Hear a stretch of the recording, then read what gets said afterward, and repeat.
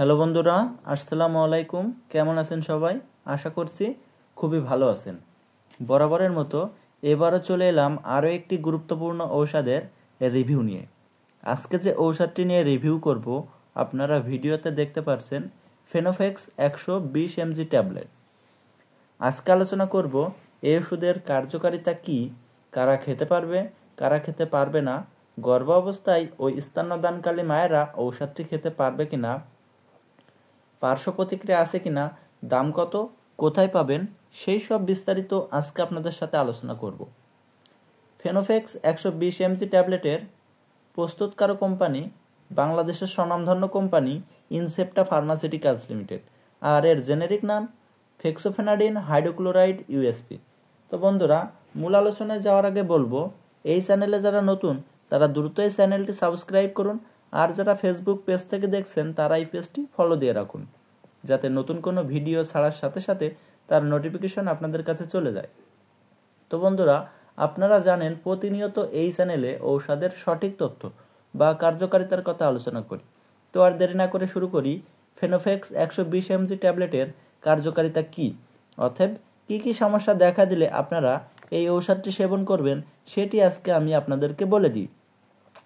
Seasonal ও perineal অ্যালার্জিক্স রাইনাইটিসের লক্ষণসমূহ উপশমে এই ওষুধটি নির্দেশিত, যেমন সিজনাল অ্যালার্জি, হাসি, ঠান্ডা, সর্দি, নাক দিয়ে পানি পড়া, চোখ চুলকানো, চোখ লাল হয়ে যাওয়া বা নাকের ভিতরে সুরসুর করা বা নাক বন্ধ হয়ে থাকা, নাক দিয়ে তরল পানি ঝরা বা নাকে সর্দি ঝরা।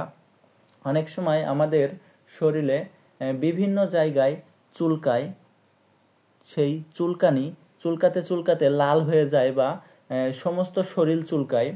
আবার অনেকের দেখা দেয় চুলকাতে চুলকাতে ওখান থেকে রক্ত চলে এসেছে বা দাঁত টাইপের হয়ে গেছে। এই সব চুলকানেও কিন্তু এই ফেনোফেক্স 120 mg ট্যাবলেটটি অত্যন্ত কার্যকারী একটা ঔষধ হিসেবে কাজ করে। এছাড়াও অনেকের দীর্ঘদিনের ঠান্ডার সমস্যা রয়েছে বা কাশি রয়েছে, কাশি হয়, অত্যন্ত কাশি ভালো হয় না। আবার দেখা দেয় কানের ভিতরে চুলকায় বা কানের ভিতরে ইনফেকশনজনিত চুলকানি, ও অনেকের মাথার ভিতরে চুলকে ঘা হয়ে গেছে। আবার অনেকের দেখা যায় হাতে ও পায়ে ও পিঠে কুকচি বা কুচকির আশপাশে চুলকানি। আবার অনেকের দেখা যায় পায়ে চুলকানি, সমস্ত শরীরে চুলকানি। এই সব চুলকানি ভালো করতে কিন্তু অত্যন্ত কার্যকারী একটা ঔষধ হিসাবে কাজ করে।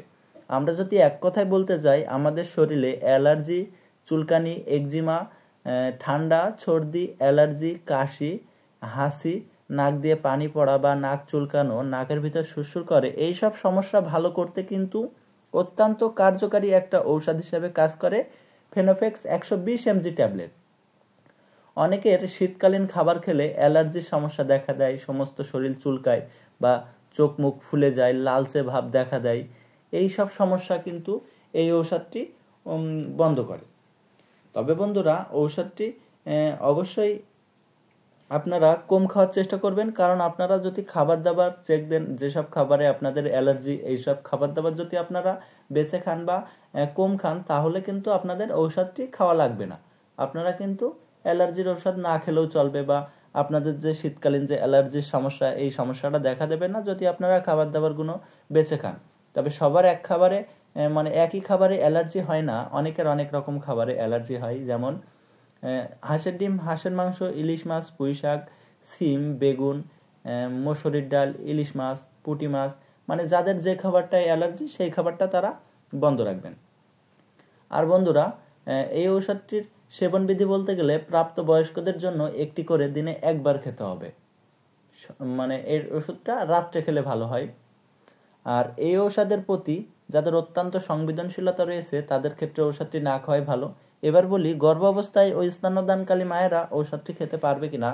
গর্ভাবস্থায় ও স্তন্যদানকালী মায়েরা ঔষধটি না খাওয়াই ভালো। যদি কারোর প্রয়োজন মনে হয়, অবশ্যই একজন অভিজ্ঞ ডক্টরের পরামর্শ নিয়ে ঔষধটি সেবন করতে হবে। এবার বলি, ঔষধটির পার্শ্ব প্রতিক্রিয়া কী। আপনারা জানেন প্রতিটা ঔষধেরই পার্শ্ব প্রতিক্রিয়া আছে। এই ওষুধের পার্শ্ব প্রতিক্রিয়া মৃদু এবং অস্থায়ী। সবার ক্ষেত্রে তীব্র আকারে দেখা দেয় না।